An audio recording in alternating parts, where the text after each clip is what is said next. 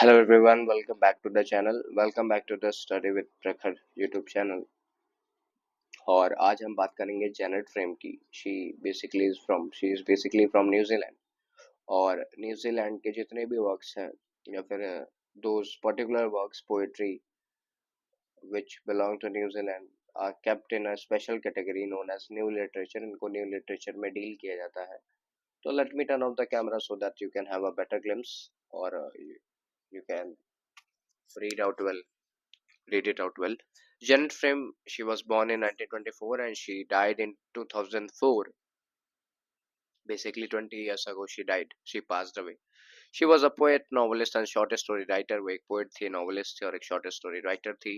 Her works are noted for their explorations of alienation and isolation.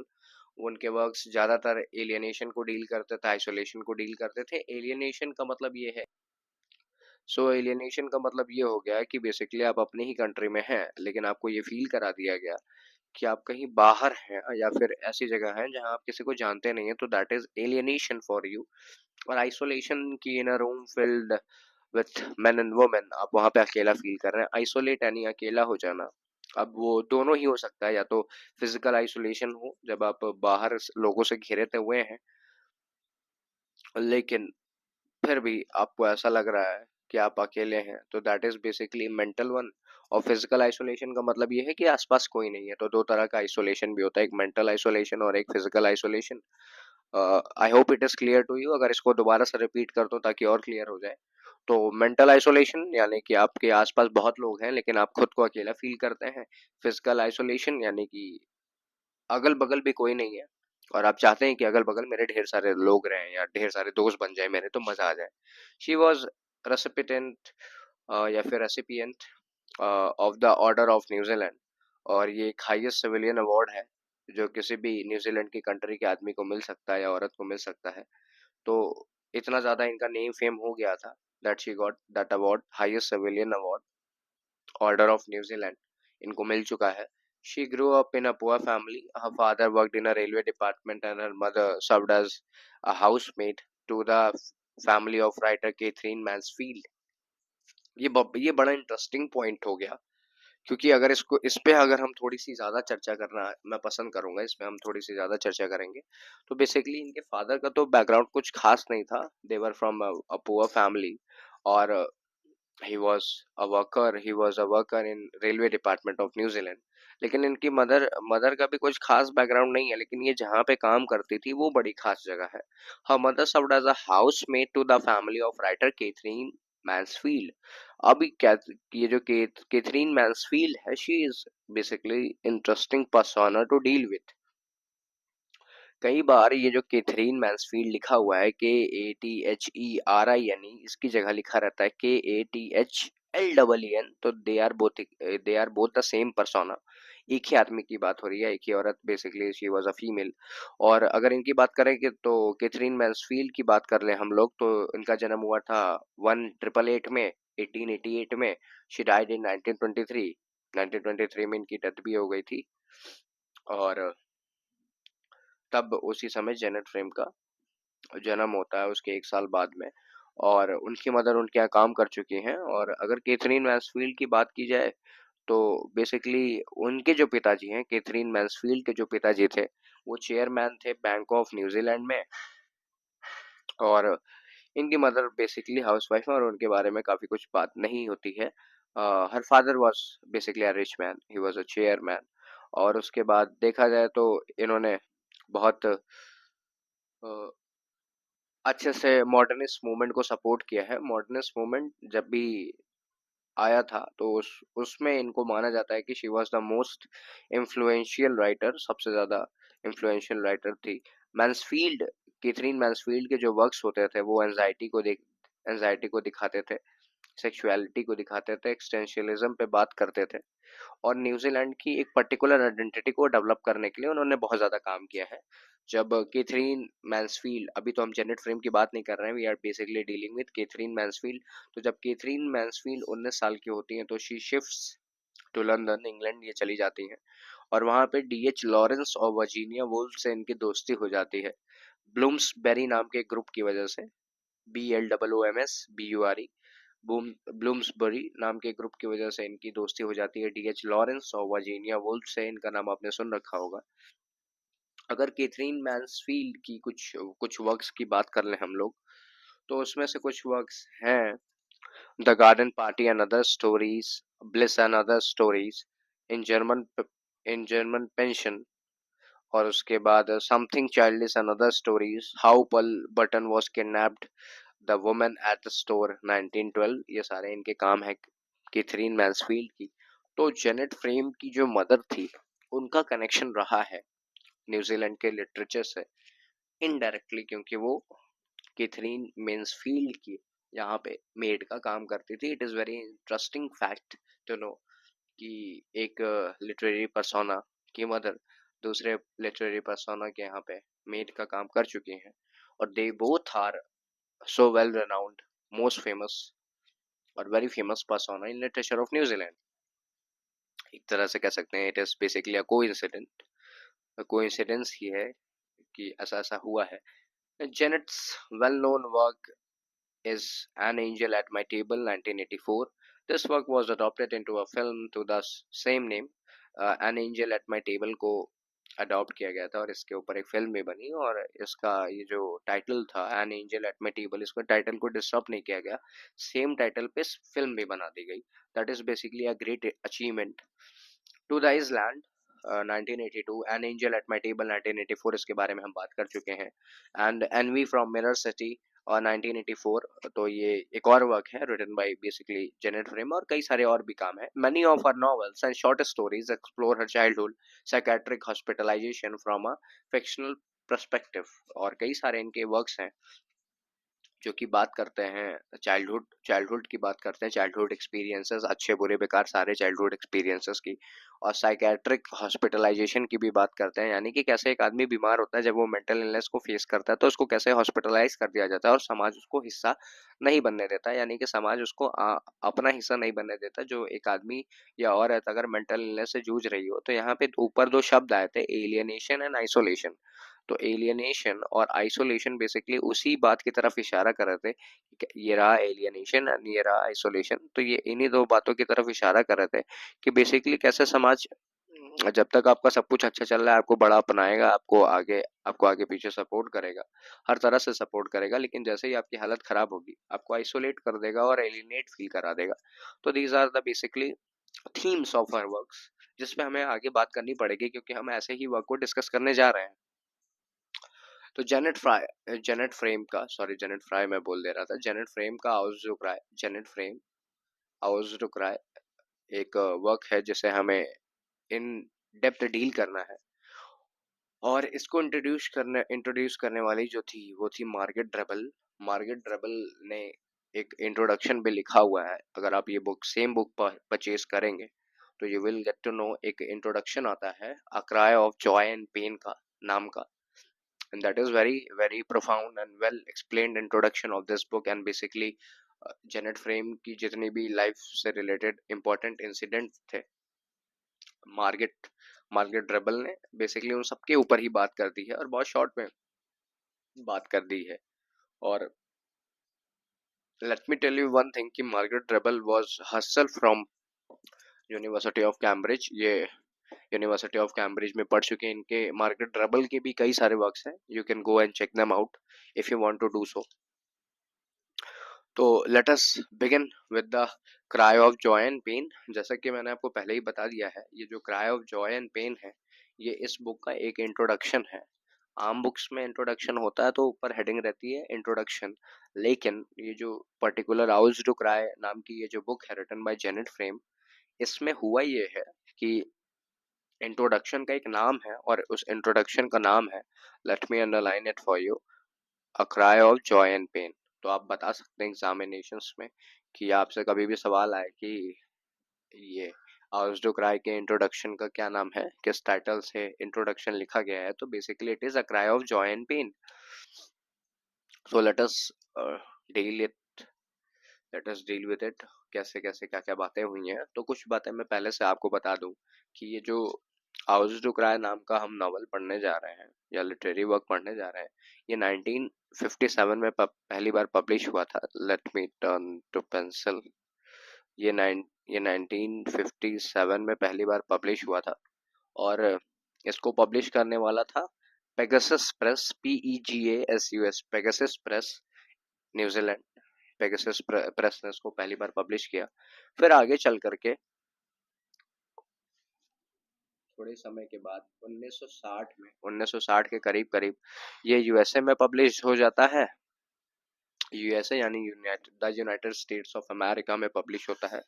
और उसके कुछ ही साल बाद, कुछ क्या एक ही साल बाद, 1961 में ये पब्लिश हो जाता है यूके में। यूके यानी द यूनाइटेड किंगडम में ये पब्लिश हो जाता है। तो ये कुछ ईयर्स आप याद रख लेंगे तो आपको बड़ा फायदा होगा। 1957 में न्यूजीलैंड, 1960 में यूएसए और 1961 में यूके। तो it will help you out. अब देखते हैं overview of frames, style and themes की कैसे मार्गरेट ड्रबल ने बात की है इनके स्टाइल के ऊपर। Owls do cry by Janet Frame is a debut novel. DEBUT लिखा है लेकिन इसको डेब्यू पढ़ते हैं। यू आप टी पे जोर मत दीजिएगा, नहीं वो डेप्थ हो जाएगा। और डेप्थ मतलब होता है कर्जा। तो basically it is a debut novel. ये डेब्यू नॉवल है। Mixes childhood nostalgia and adult tragedy. Adult tragedy यानी कि जैसे जैसे ग्रो अप करती हैं जेनेट फ्रेम, इनकी लाइफ में जितनी भी बुरी चीजें होती हैं, those are described in this novel. और ये सेमी ऑटोबायोग्राफिकल नॉवल है, याद रखिएगा इसको। It is a semi autobiographical novel exploring the Withers family hardship. अब जेनेट फ्रेम का ये सेमी ऑटोबायोग्राफिकल नॉवेल हुआ क्यों है? क्योंकि भाई इसमें सारी बातें तो उन्होंने अपनी लाइफ की हैं, लेकिन जो कैरेक्टर और जो जगह चूज की है दैट आर फिक्शनल। सब कुछ फिक्शनल है।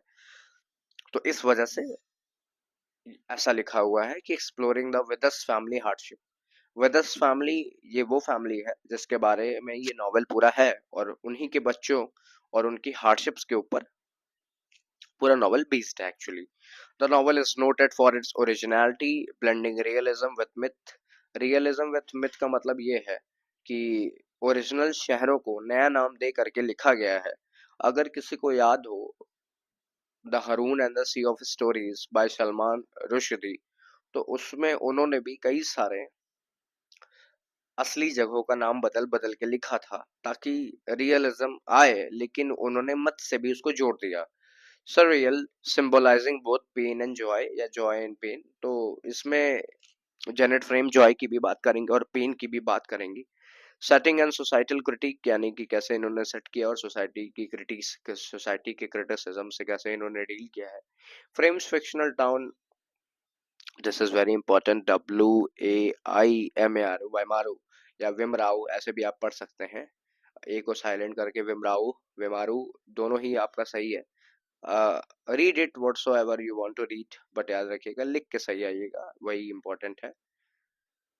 इसको मैं वमारू ही पढ़ूंगा। Waimaru mirrors home town capturing post war New Zealand provincial and materialistic culture. तो वॉर और वॉर वगैरह किसी वॉर का डिपिक्शन है, कोई वॉर हुई है और वॉर के बाद में कैसे न्यूजीलैंड के लोग किस तरह से रहना पसंद कर रहे हैं और मटेरियलिस्टिक कल्चर को अडॉप्ट कर चुके हैं, यानी कि वेल्थ के मामले में ये ग्रो करना चाहते हैं। The book critics societal norms.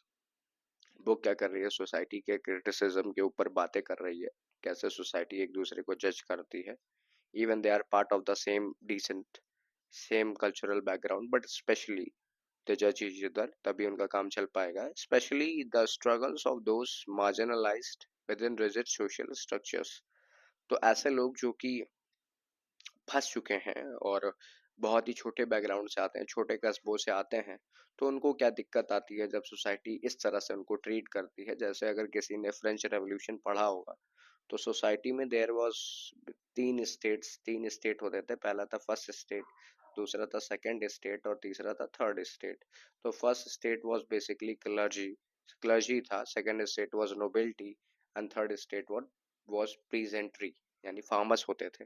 तो सोसाइटी में ये जो upper middle class, lower middle class, poor, rich, ये सब बांट के रखा है, तो उससे बड़ी दिक्कतें होती हैं ऐसे लोगों को जो कोप अप नहीं कर पा रहे हैं, जो सरवाइव नहीं कर पा रहे हैं।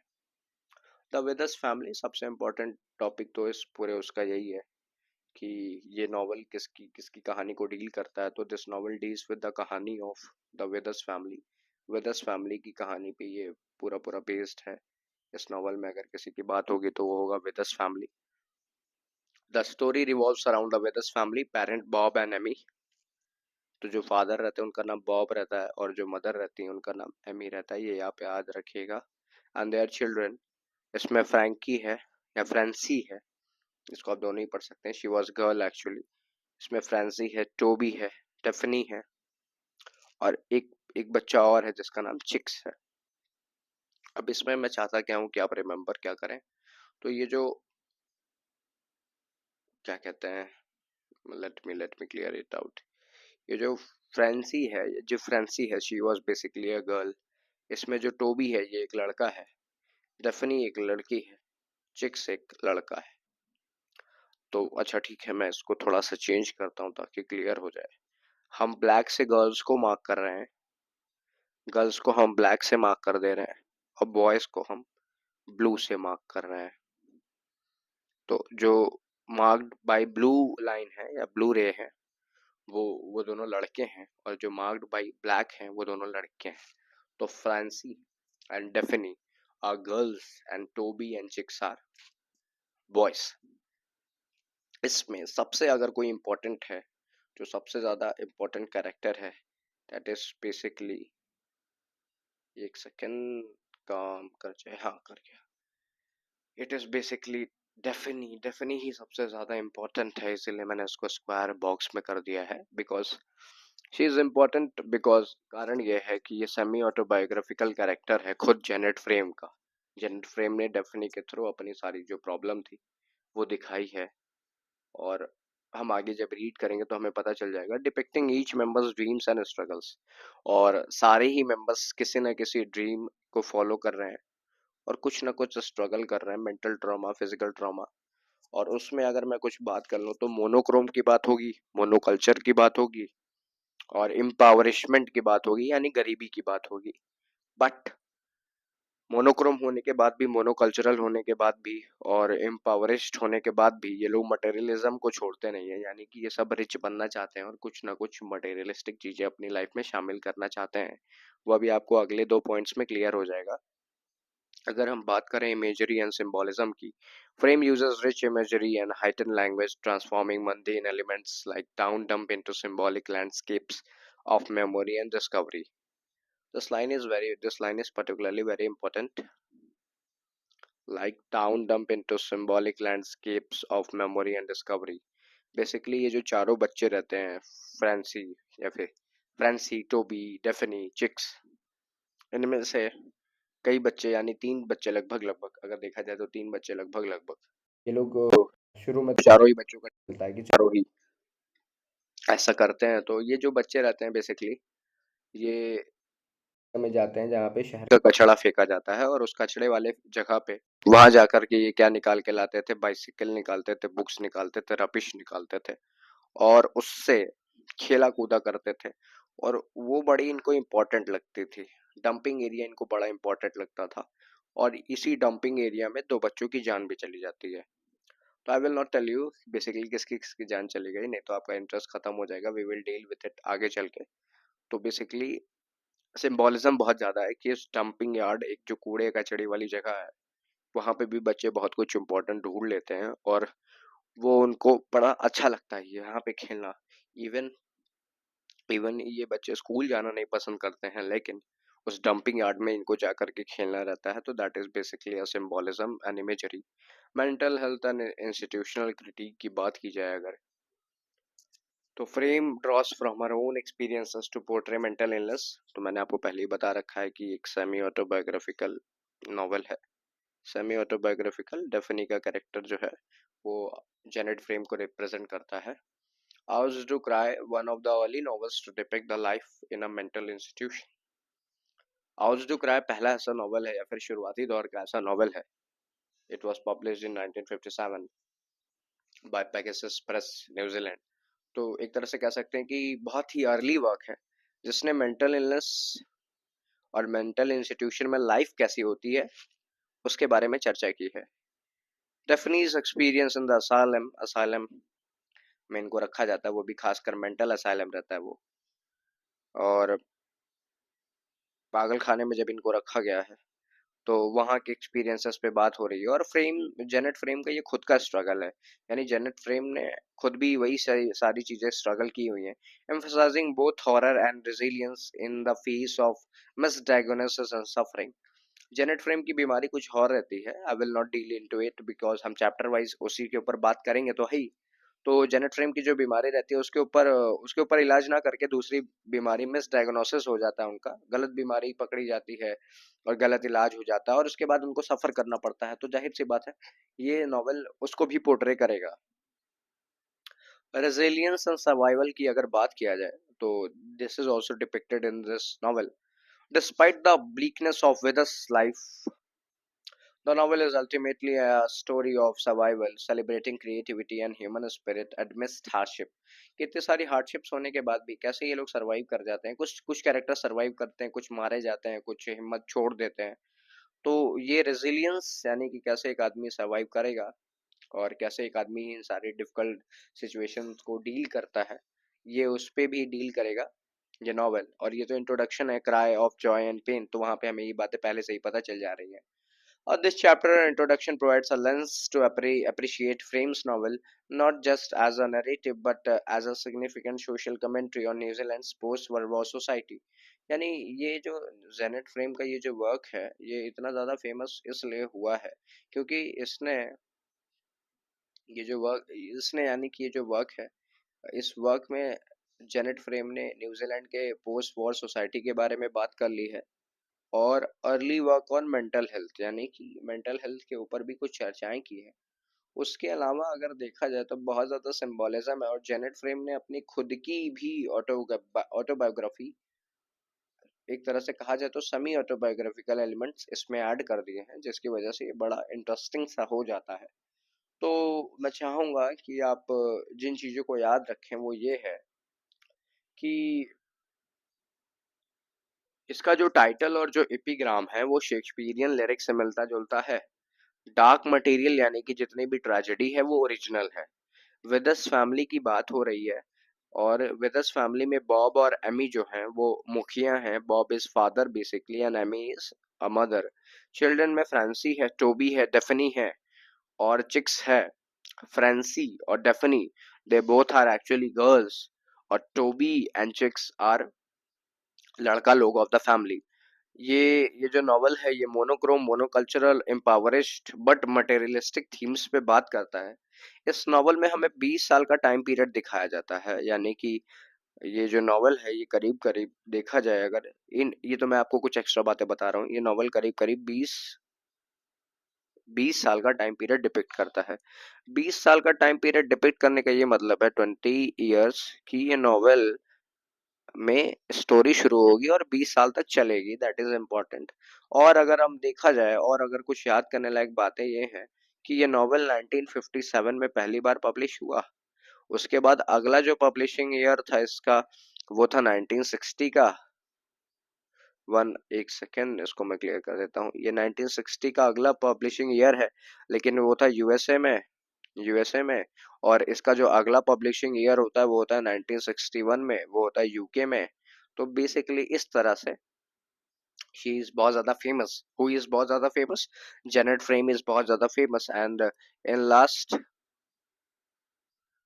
Thank you for watching, make sure you subscribe the channel और hope to see you soon।